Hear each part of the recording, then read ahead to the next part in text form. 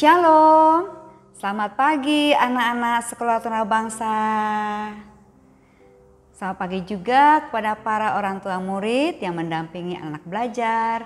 Selamat pagi kepada Bapak, Ibu Guru dan staf sekolah tuna bangsa. Senang bertemu kembali di tahun yang baru ini. Pasti semua kita dalam keadaan sehat, kuat dan dapatkan semangat yang baru. Hal yang baru, hal yang baik Tuhan sediakan bagi kehidupan kita semuanya. Baik anak-anak, hari ini kita akan sama-sama merenungkan firman Tuhan. Tapi sebelumnya kita berdoa terlebih dahulu. Mari kita berdoa. Selamat pagi Tuhan Yesus, kami mengucap syukur hari ini kami kembali bersama-sama mau mendengarkan firman dan merenungkannya, dan biar Tuhan yang Yesus yang memberikan pertumbuhan dalam kehidupan kami sehingga firman ini bisa berbuah lebat dalam kehidupan kami. Terima kasih Tuhan, berikan hikmat pengertian bagi setiap kami. Dalam nama Tuhan Yesus kami sudah berdoa dan mengucap syukur. Amin. Baik anak-anak, hari ini Bu Karo mau memberitahukan tentang ayat firman-Nya, yaitu dari Matius 20 ayat 1 sampai 16. Nanti anak-anak setelah pembelajaran bisa membaca kembali dari ayat 1 sampai 16. Itu tentang perumpamaan tentang orang-orang upahan di kebun anggur. Nah, ada satu ayat emas yang akan kita renungkan sama-sama, yaitu dari Matius 20 ayat 1. Adapun hal kerajaan sorga sama seperti tuan rumah yang pagi-pagi benar keluar mencari pekerja-pekerja untuk kebun anggurnya. Sekali lagi ya, Matius 20 ayat 1. Adapun hal kerajaan sorga sama seperti seorang tuan rumah yang pagi-pagi benar keluar mencari pekerja-pekerja untuk kebun anggurnya. Nah anak-anak, dalam kisah ini ada seorang tuan rumah. Dia memiliki kebun anggur yang sangat luas. Nah dia ingin ada pekerja-pekerja yang mengerjakan kebun anggurnya sehingga menghasilkan anggur yang sangat enak. Yuk, siapa di sini yang suka anggur? Ya, Bu Karo juga suka, tentunya yang manis ya. Nah kita mau sama-sama belajar tentang kerajaan sorga, katanya sama seperti tuan rumah mencari orang untuk bekerja di kebun anggurnya. Nah dalam kisah ini di mana tuan rumahnya itu sudah sepakat sama mandornya, sama pekerjaan nanti, dia sudah sepakat bahwa upahnya yaitu sedinar sehari. Itu upahnya ya. Nah lalu awalnya nih tuan rumahnya ini pergi keluar pagi-pagi benar, dia udah keluar mencari orang. Dia keluar, dia lihat belum ada. Lalu setelah dilihat jam 9. Wah, dia pergi ke pasar. Wah, sampai ke pasar ya. Dia pergi ke pasar mencari. Ternyata ada orang yang menganggur di sana. Lalu dia bilang, "Mas atau Mbak, Bapak, Ibu, mau nggak bekerja dengan saya?" "Oh, mau," katanya. "Yuk, bekerja di kebun anggur saya ya." "Oke. Nah nanti kamu akan mendapatkan upah." Lalu datang lagi tuan rumahnya ini pergi lagi, keluar lagi, dilihatnya sudah jam 12. Ketika dia keluar dilihatnya ada lagi orang yang menganggur. Dia ucapkan lagi, "Mau nggak bekerja di kebun anggurku?" "Oh mau." Nah, lalu jam 3 petang nih, keluar lagi tuan rumahnya mencari. Ternyata ada lagi orang di jalan. Lalu dia katakan, "Mau nggak bekerja bersama aku di kebun anggurku?" "Oh mau." Mereka datang bekerja. Nah lalu jam 5 petang tuan rumahnya keluar lagi. Wah, dia lihat lagi masih banyak orang di luar. Lalu dia samperin, "Mas, Mbak, Bapak, Ibu, mau nggak pekerjaan?" "Oh mau Pak, kami juga mencari pekerjaan, kami belum mendapat pekerjaan." Lalu, "Yuk silakan bekerja di kebun anggurku." Nah, lalu mereka bekerja. Nah pada malam harinya tuan rumahnya bilang gini sama mandornya, yaitu penjaga para pekerja. ya sekarang sudah waktunya mereka untuk diberikan upah. Nah lalu mandornya manggil satu-satu nih. Oke sekarang kita memberikan upah ya. Dipanggilnya satu persatu dari mulai jam 5 petang. Nih jam 5 petang upah kamu. Nih. Nah dia senang, wah sedinar. Lalu yang jam 3 petang upahnya ini sama sedinar. Nah, jam 12 siang ini upahnya sama, harganya sih sama. Lalu yang jam 9 pagi dia berpikir gini, wah nanti pasti aku dapat yang banyak. Mereka kan datangnya terlambat, aku pasti dapat yang banyak ini. Nah begitu dipanggil, yang jam 9 sini. Wah dia udah senang, dapat yang banyak. Ketika dikasih sama, sedinar juga. Lalu mulailah timbul bersungut-sungut kepada orang yang bekerja jam 9. Loh kok aku dapatnya sama, kan aku duluan yang bekerja dari pagi. Lalu tuannya bilang, bukannya aku orang yang adil, aku memberikan kepada kamu upahnya, aku sudah katakan dan kita sudah sepakat sedinar sehari. Ya lalu dia sungut-sungut, gitu. Ya lalu dia pergi. Nah anak-anak, kita di sini belajar tentang yang namanya satu adalah Tuhan. Tuan rumah itu adalah Allah sendiri, Tuhan sendiri. Dia memiliki kebun anggur yang besar. Dia memiliki kerajaan sorga.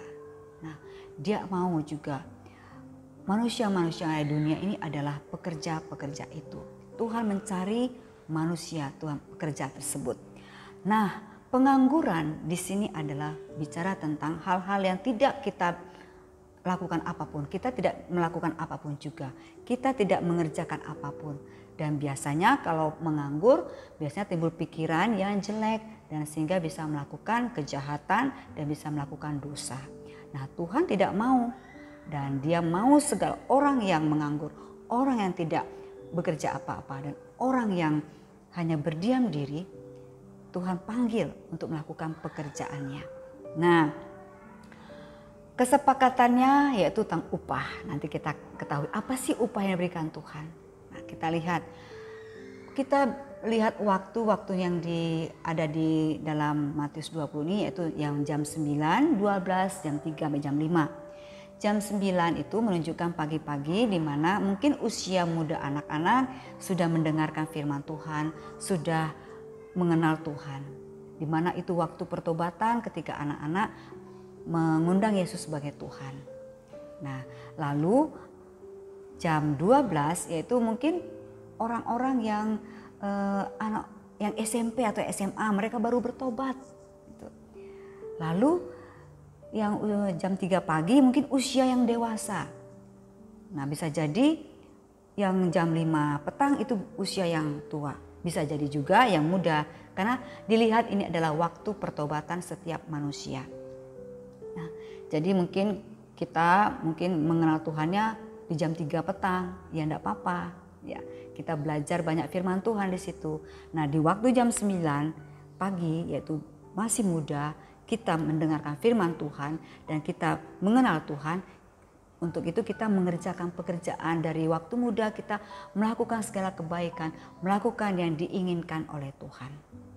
Itu sama juga dengan yang jam 12, jam 3, jam 5. Itu tentang waktu pertobatan, waktu kita datang kepada Tuhan, waktu penyerahan diri kita kepada Tuhan. Nah, di sini pertobatan adalah berbalik dari dosa kita menuju kepada Tuhan. Kita berbalik 180 derajat. Nah, dari hal yang buruk kita menuju kepada hal yang baik. Contohnya, awalnya kita malas. Nah, ini kan hal yang tidak baik ya. Lalu kita berpaling kepada hal yang baik, yaitu kita menjadi rajin. Dari malas kita berbalik 180 derajat. Kita menuju kepada yang rajin.